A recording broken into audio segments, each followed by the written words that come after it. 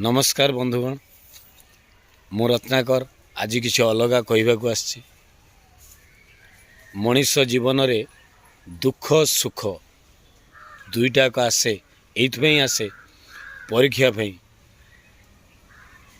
दुख आसे धैर्य परीक्षा पई सुख आसे अहंकार परीक्षा पई दुख आसिले केबे बंधु माने आपण भांगी पड़ंतुनी जेमिति कि गोटे गछ तार एक गोटे समय आसे वर्षरे से पत्र झड़ा दे दिए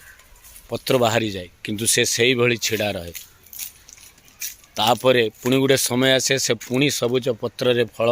फूल रे परिपूर्ण हो जाए तो सही भली आमे मनीष भी दुख समय धैर्य धरी रहिबा आवश्यक तेणु आपण मैंने सब धैर्य धरतु निश्चित भल समय आसीबो। रहुछि धन्यवाद। भारत माता की जय।